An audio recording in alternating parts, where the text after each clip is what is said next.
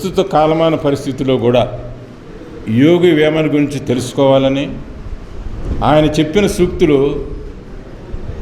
వెలివేయటమే కాకుండా ఆచరించాలని కూడా చాలామంది ఫీల్ అవుతున్నారు. ఇప్పుడే మాధవరెడ్డి గారు చెప్పారు ఆన్లైన్ క్రైమ్స్ గురించి.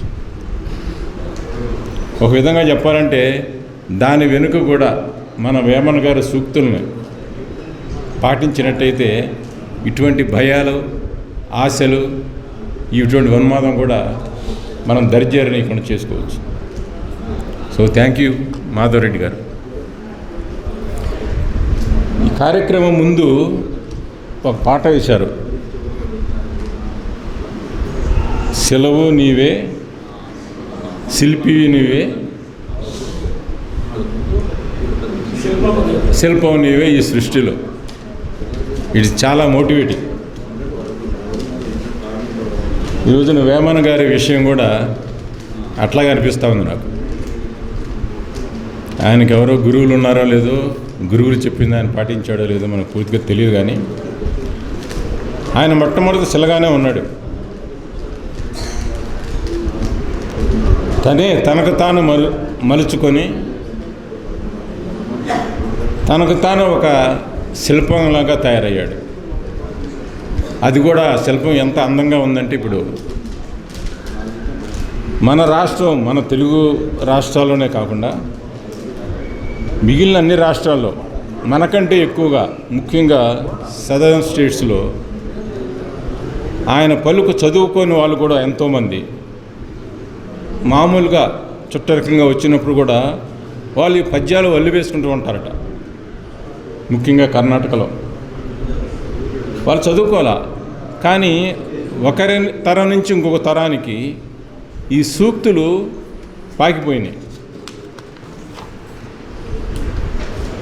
కాబట్టి ఈ రోజున సరే ఇంతవరకే కాదు, మరి బ్రౌన్ గారు వచ్చారు. బ్రౌన్ గారు వచ్చిన తర్వాత అంతకుముందు కూడా ఐరోపాలోని చాలామంది, ముఖ్యంగా దాదాపు 15 దేశాల్లో వేమన గారి పద్యాలని తర్జుమా చేసుకుని దీంట్లోని గొప్పదాన్ని కొనియాడుతూ వాళ్ళ పాఠ్యపుస్తకాల్లో కూడా కొన్ని పెట్టుకున్నారని విన్నాను.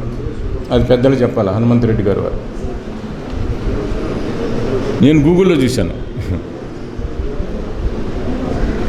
కాబట్టి ఈయన ఆలోచన, మనిషి ఎట్లా ఉన్నా, ఇప్పుడే ప్రసాద్ రెడ్డి గారు చెప్పారు, అంతకుముందు నగ్నంగా చూపించేవాళ్ళు వేమన గారికి పంచికట్టారు ప్రసాద్ రెడ్డి గారు.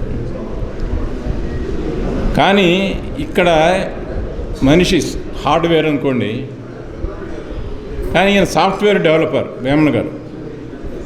ఆలోచనలో ఏ విధంగా ఉండాలి, సమాజానికి ఏ విధంగా ఆచరించాలి ప్రజలు, పౌరులు అనేది తనకు తానుగా ఆలోచించి చెప్పగలిగాడు.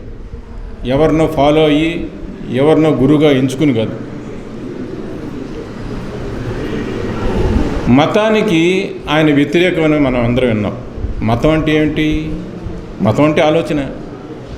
మతం అంటే వేరే కుట్టుకుంటున్నారు కానీ మతాల పేరు చెప్పి, మతం అంటే ఆలోచన. ఎవరి మతం వాళ్ళది. మనం ఒక పాట కూడా విన్నాం, ఎవరి మతం వారిదే ఒకటి చెబితే విన్నాను. కాబట్టి ఈ మతానికి వీటన్నిటికీ దూరంగా ఏదో ఒక స్వామివారు చెప్పినట్టు కాకుండా ఒక ఆలోచననే ప్రజలు అర్థం చేసుకునే భాషలో, చాలా సరళమైన భాషలో చెప్పగలిగిన మహా గొప్ప వ్యక్తి వేమన. కొంతమంది పండితులు చెప్పొచ్చు, మనకు అర్థం కానివి, మన నోట పలకలేనివి కూడా సంస్కృత సమాసాలు ఉండవచ్చు. కానీ ఈయన ప్రతివాడికి అర్థమయ్యే, మనిషి అనేవాడికి అర్థమయ్యే విధంగా చెప్పగలిగాడంటే, ఈయన సాహిత్యాన్ని తర్జుమా చేసిన ఐరోపా దేశస్తులు మరి ఇంత సరళమైన భాషలో వాళ్ళు చెప్పుకోగలిగారో లేదో మనకు తెలియదు. కానీ మన తెలుగు వారికి మాత్రం ఆయన ఒక పెన్నిదిలాగా మిగిలిపోయారు. ఆయన గురించి మామూలుగా ఈ మత ఛాంద సోదరులు చెబుతుంటారు, కానీ అన్నిటికంటే పెద్ద మతం ఈందేను అనిపిస్తూ ఉంది. మనం భగవద్గీతలో శ్రీమత్ భగవద్గీత అంటాం. అంటే శ్రీ అంటే మనం భగవంతుని ఒక సూచకంగా అనుకుని, మత్ అంటే భగవంతుడు చెప్పిన మాటలు. అవే మాటలు అంతకంటే గొప్పగా కూడా చెప్పగలిగాడు వేమన్ గారు. మనం కొంచెం ఆలోచించి చూడాలి వాటిని. చాలా పద్యాలు ఉన్నాయి. సరే, పద్యాల గురించి పెద్దలు చెబుతారు, నేను సరిగ్గా పద్యాలు కూడా చెప్పలేను. కానీ దాంట్లోని సారాంశం కనుక మనం చూసుకున్నట్టయితే 300 సంవత్సరాల క్రితం చనిపోయాడు ఆయన. ఈ రోజున కూడా రాబోయే తరాలకు కూడా ఎంత ముఖ్యమో మనం తెలుసుకోవచ్చు. ఈ రోజున తన యొక్క ఈ సాఫ్ట్వేర్ అంటే మనం ఈ ప్రపంచానికి సంబంధం లేకుండా ఈ ఆలోచనలు ఈ ప్రపంచానికి కాదు, ఆలోచన మనుషులు ఏమొచ్చినా కానీ మన బ్రెయిన్ ఒకటైతే మన మైండ్ వేరు. బ్రెయిన్ అనేది హార్డ్వేర్ అయినట్టయితే మన ఆలోచన సాఫ్ట్వేర్ అని చెప్పుకుందాం. కాబట్టి ఈ ఆలోచన ఎక్కడిది? ఈ ప్రపంచానికి సంబంధించింది కాదే. మనం ఏం చూడలేము, తాకలేము. కాబట్టి ఈ శక్తిని తను తెచ్చుకొని మన సమాజానికి ఉపయోగపడే రీతిలో బోధించిన వ్యక్తి ఖచ్చితంగా మన మహానుభావుడే అని చెప్పాలా,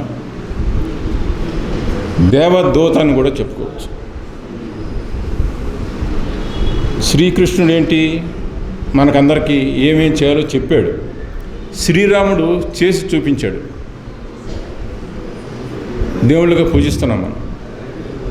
కానీ సమాజానికి పనికొచ్చేది అంత గొప్ప రీతిలో ఈయన చెప్పినప్పుడు ఈయన భగవంతుడికి ఎందుకు అనుకోకూడదు? మనం ఒక డాక్టర్ని మనకు కొంచెం ప్రాణం పోస్తే అతను దేవుడు అంటాం. కాబట్టి అంత ఉన్నతమైన గౌరవం మనం ఇవ్వాలని నా భావన. ఈ రోజున వక్తలు చెబుతారు, కానీ వీటన్నిటికీ ఇంతకుముందు కూడా ఎన్నోసార్లు మనం ఈ జయంతి ఉత్సవాలు జరుపుకున్నాం. ప్రసాద్ రెడ్డి గారి ఆఫీసులో కూడా వేమన ఫోటో ఉంటుంది. మిగిలిన ముఖ్యమంత్రులు, ప్రధానమంత్రులు ఫోటోలే ఉండవు. ఆయన చేసే పని కూడా ప్రతి సంవత్సరం కూడా తప్పకుండా ఎక్కువ మందిని ఆకర్షించటం, వేమన గారు చెప్పిన సూక్తులను ఒకసారి నెమరు వేసుకోవటం. ఇది కనుక చూస్తుంటే రాబోయే తరాలకు కూడా మనం ఈ రోజున చాలా అందరూ పెద్దలే వచ్చారు. మరి పిల్లలకు కూడా మనం దీని గురించి చెప్పవలసిన బాధ్యతలు తీసుకుంటే తరతరాలుగా వస్తున్న ఈ సంపదను, ఈ పెన్నిధిని మనం సరిగ్గా ఉపయోగించినట్టుగా అవుతుంది. నాకు ఈ సమయం ఇచ్చినందుకు మిగిలిన పెద్దలకు, ఆర్గనైజర్స్ అందరూ కూడా నమస్కారం.